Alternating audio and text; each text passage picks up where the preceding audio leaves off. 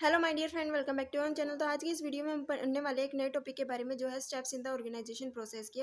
Organisation process में कौन कौन से स्टेप जो है इन्वॉल्व होते हैं। बेसिकली 5 स्टेप्स इन्वॉल्व होते हैं। फर्स्ट है डिटर्मिनेशन ऑफ ऑब्जेक्टिव, सेकंड है identification and grouping of activity, third है अलॉटमेंट ऑफ ड्यूटीज, फोर्थ है डेवलपिंग रिलेशनशिप एंड लास्ट और फिफ्थ जो स्टेप है वो है integration of these groups of activity. तो सबसे पहला जो स्टेप है वो है डिटर्मिनेशन ऑफ ऑब्जेक्टिव कि हमारे ऑर्गेनाइजेशन को बनाने का क्या ऑब्जेक्टिव है। Organisation is always related to certain objective, यानी कि जो भी ऑर्गेनाइजेशन होती है, हर एक ऑर्गेनाइजेशन का कोई ना कोई ऑब्जेक्टिव होता है। Therefore it is essential for the management to identify the objective before starting any activity. तो ये बहुत ज़्यादा ज़रूरी होता है किसी भी मैनेजमेंट के लिए कि वो सबसे पहले उस ऑर्गेनाइजेशन के ऑब्जेक्टिव को आइडेंटिफाई करे कि क्या ऑब्जेक्टिव है किसी भी एक्टिविटी को स्टार्ट करने से पहले।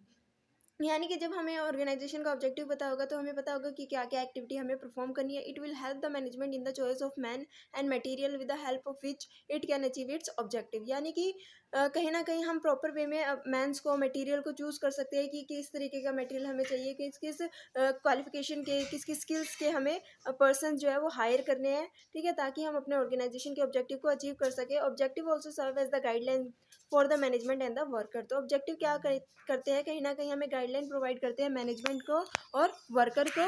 दे will bring unity of direction in the organisation, और साथ ही क्या करते हैं, एक डायरेक्शन प्रोवाइड करते हैं ऑर्गेनाइजेशन को कि जिसके टूवर्ड्स ऑर्गेनाइजेशन को क्या करना है, काम करना है अपने ऑब्जेक्टिव को अचीव करने के लिए। ये था डिटर्मिनेशन ऑफ ऑब्जेक्टिव। सबसे पहले ये डिटरमाइन करना है कि ऑर्गेनाइजेशन का ऑब्जेक्टिव क्या है, ताकि हर एक एक्टिविटी को अच्छे से परफॉर्म किया जा सके। उसके बाद आता है identification and grouping of activity. इसमें क्या होता है कि हमें ऑर्गेनाइजेशन में वो सारी एक्टिविटी को आइडेंटिफाई करना होता है जो भी हमें परफॉर्म करनी होती है। उसके बाद इन सारी एक्टिविटी को क्या करना होता है, ग्रुपिज्म करना होता है। यानी कि if the member of the groups are to be pull their efforts effectively, there must be proper division of the major activity. अब जितनी भी एक्टिविटी होती है उन सारी एक्टिविटीज़ को क्या कर दिया जाता है, डिवाइड किया जाता है, ताकि एफिशिएंट तरीके से काम को किया जा सके। Each job should be properly classified and group. हर एक काम को क्या किया जाता है, क्लासीफाई कर दिया जाता है, ताकि क्लासीफाई कर दिया जाता है और ग्रुपिज्म कर दिया जाता है, ताकि अच्छे से परफॉर्म किया जा सके प्रॉपरली वे में। This will enable the people to know what is expected from them as member of the group and will help in avoiding the duplication of the efforts. अब क्यों किया जाता है, क्यों जो जितनी भी एक्टिविटी है उनको क्लासीफाई किया जाता है, ग्रुपिज्म किया जाता है, ताकि कोई भी वर्क जो है वो डुप्लीकेशन में ना हो और कोई ऐसा काम ना हो जो कि रह जाए। For instance, the total activity of an individual industrial organization may be divided into major functions like production, purchasing, marketing and financing, and each such function is further subdivided into various job। यानी कि अब क्या कहा गया है कि जितनी भी एक्टिविटी है किसी भी एक इंडिविजुअल ऑर्गेनाइजेशन की, उन एक्टिविटीज़ को हम एग्जांपल लेते हैं। मान लो इंडस्ट्रियल ऑर्गेनाइजेशन है तो उसमें एक्टिविटी क्या क्या परफॉर्म करनी होती है, प्रोडक्शन का काम भी होता है, परचेजिंग भी होती है, मार्केटिंग भी होती है, फाइनेंसिंग भी होती है। तो इन सारी चीज़ों के लिए सेपरेट डिपार्टमेंट बना दिए गए हैं, ताकि अगर हमें प्रोडक्शन डिपार्टमेंट से रिलेटेड कोई बात करनी है तो हम प्रोडक्शन डिपार्टमेंट के पास जाए, परचेज से रिलेटेड कोई बात करनी है तो परचेज डिपार्टमेंट के पास जाएं। तो हमें पता होना चाहिए कि अगर हमें कोई भी बात करनी है किसी भी पर्टिकुलर चीज़ से रिलेटेड, तो हमें कहाँ पे जाना है, किस डिपार्टमेंट में जाना है। तो इन सारे डिपार्टमेंट को भी फिर फर्दर सब डिवाइडेड कर दिया गया है वेरियस जॉब्स में। The jobs then may be classified and group to ensure the effective implementation of the other steps. उसके बाद आता है जो नेक्स्ट हमारा स्टेप्स है वो है अलॉटमेंट ऑफ ड्यूटीज़। हमने क्या कर लिया, हमारे ऑर्गेनाइजेशन का ऑब्जेक्टिव पता कर लिया। अब ऑर्गेनाइजेशन का ऑब्जेक्टिव पता करने के बाद हमें ये पता चल गई कौन कौन सी एक्टिविटी हमें परफॉर्म करनी है। जो भी मेजर एक्टिविटी है उनको डिवाइड कर दिया और उनको फर्दर सब डिवाइड कर दिया, क्लासीफाई कर दिया और ग्रुप कर दिया, ताकि हम उनको अच्छे से परफॉर्म कर सके, कोई भी डुप्लीकेशन ना हो और हर एक एक्टिविटीज़ पे हम जो है इक्वली ध्यान दे सके। उसके बाद था कि जो भी जॉब्स थी उनको डिवाइड कर दिया। अब क्या करना है, assignment of duties. After classification and grouping of the activities into various jobs, they should be allowed to the individual so that they could perform them effectively. अब जॉब्स तो हमने डिवाइड कर दी कि ये काम है, ये काम है, ये काम है, तो काम करने के लिए कोई ना कोई पर्सन तो हायर करना पड़ेगा जो उस पर्टिकुलर जॉब को क्या करेगा, परफॉर्म करेगा इफेक्टिव वे में। अब क्या होता है, each individual should be given a specific job to do according to his ability and made responsible for that. अब हर एक इंडिविजुअल को क्या कर दिया, ऑर्गेनाइजेशन में काम असाइन कर दिया कि तुम्हें ये काम करना है, तुम्हें ये काम करना है, ताकि तुम्हें ये काम करना है उनकी एबिलिटी के अकॉर्डिंग। ठीक है, उनकी एबिलिटी के अकॉर्डिंग हमने उनको क्या कर दिया, जॉब असाइन कर दी। और उस काम को करने के लिए वो वही बंदा क्या होगा, अब रिस्पॉन्सिबल होगा। यानी कि जब भी उस काम को करना होगा तो स्पेसिफिक पर्सन को कहा जाएगा कि ये तुम्हारा काम है, ये करने का, तुम्हें ये काम करना है। He should also be given the adequate authority to do the job assign to him. अब क्या होता है ना कि उसकी एबिलिटी के अकॉर्डिंग हमने उसको जॉब तो दे दी, अब उस जॉब को परफॉर्म करने के लिए वो रिस्पॉन्सिबल भी है, साथ ही साथ हमें क्या करनी पड़ेगी, उस पर्सन को अथॉरिटी भी देनी पड़ेगी ताकि वो उससे रिलेटेड डिसीजन ले सके।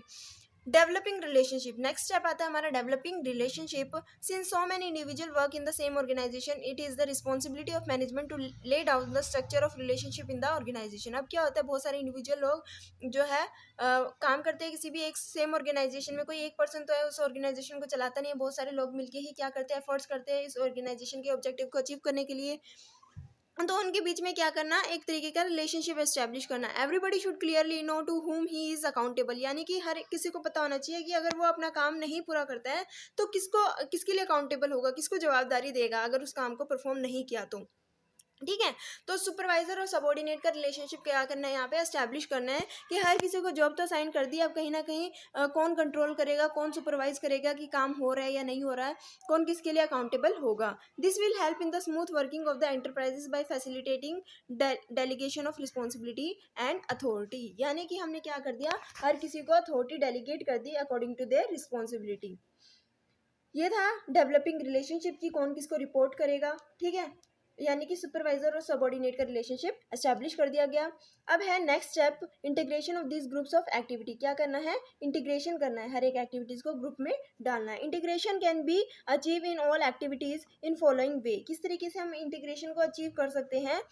फर्स्ट है थ्रू अथॉरिटी रिलेशनशिप, यानी कि अथॉरिटी रिलेशनशिप के according horizontal, vertical and lateral. Vertical क्या होता है, जैसे कि टॉप लेवल मैनेजमेंट किसको अथॉरिटी देगा, बॉटम को। सबसे ज़्यादा अथॉरिटी किसके पास होती है, टॉप लेवल मैनेजमेंट के पास। ठीक है, वही नीचे मिडिल लेवल मैनेजमेंट को अथॉरिटी देगा। मिडिल लेवल मैनेजमेंट सुपर जो नीचे लेवल है, बॉटम लेवल, उसको अथॉरिटी देगा। तो कौन किसको अथॉरिटी देगा, तो फर्स्ट होता है थ्रू अथॉरिटी रिलेशनशिप। पहला क्या होता है, अथॉरिटी रिलेशनशिप, जो किस तरीके से चलता है, वर्टिकल चलता है, हॉरिजॉन्टल चलता है, लेटरल चलता है। उसके बाद जो सेकंड है वो है थ्रू ऑर्गेनाइज इंफॉर्मेशन और कम्युनिकेशन सिस्टम, कि कौन किससे कम्युनिकेट करेगा, किस तरीके से कोऑर्डिनेशन होगा। ठीक है, that is with the help of effective coordination and communication we can achieve unity of objective, teamwork and team spirit by the integration of different activities। जब हम different activities को integrate करेंगे, एक साथ लाएंगे कि कौन किसको अथॉरिटी देगा, कौन किसके लिए रिस्पॉन्सिबिलिटी होगा, टीम वर्क करना है। ठीक है, मिलके काम करना है एक ऑब्जेक्टिव को अचीव करने के लिए। सारे डिफरेंट एक्टिविटीज को परफॉर्म कर रहे हैं एक ऑर्गेनाइजेशन में, लेकिन सबका ऑब्जेक्टिव क्या है, सेम है, कि हम उस सेम ऑब्जेक्टिव को अचीव करने के लिए क्या कर रहे हैं, काम कर रहे हैं। तो ये थी आज की वीडियो जिसमें हमने पढ़ा स्टेप्स ऑफ ऑर्गेनाइजेशन। ठीक है, steps in the organisation process की कौन कौन से स्टेप हमें परफॉर्म करने हैं। 5 स्टेप है। सबसे पहले ऑब्जेक्टिव को जानना कि ऑर्गेनाइजेशन का ऑब्जेक्टिव क्या है, जितनी भी एक्टिविटीज है उनको ग्रुप कर देना, आइडेंटिफाई करना कि कौन कौन सी एक्टिविटी परफॉर्म करनी है और उनको ग्रुप करना। अब सारी एक्टिविटी को आइडेंटिफाई कर लिया, जॉब्स को सिलेक्ट कर लिया, ये जॉब करनी है। ठीक है, ताकि डुप्लीकेशन ना हो, ठीक है, ज़्यादा एफर्ट्स ना करने पड़े। और उसके बाद क्या होता है, अलॉटमेंट ऑफ ड्यूटीज़। जॉब तो असाइन कर लिया, अब हर एक इंडिविजुअल पर्सन को उनकी एबिलिटी के अकॉर्डिंग, कैपेबिलिटी के अकॉर्डिंग क्या करना है, जॉब को असाइन करना है। उसके बाद रिलेशनशिप को डेवलप करना है, सुपरवाइजर और सुपीरियर का रिलेशनशिप, कौन किसके लिए अकाउंटेबल होगा, कौन किसके लिए, ठीक है, रिपोर्ट करेगा। उसके बाद है integration of this group of activity. अब सारी एक्टिविटी को क्या करना है, हमें इंटीग्रेट करना है डिफरेंट एक्टिविटी को, ताकि टीम स्पिरिट में काम किया जा सके। आई होप कि आपको ये वीडियो अच्छी लगी। वीडियो अच्छी लगी तो वीडियो को लाइक शेयर सब्सक्राइब करना मत भूलिएगा। Thanks for watching.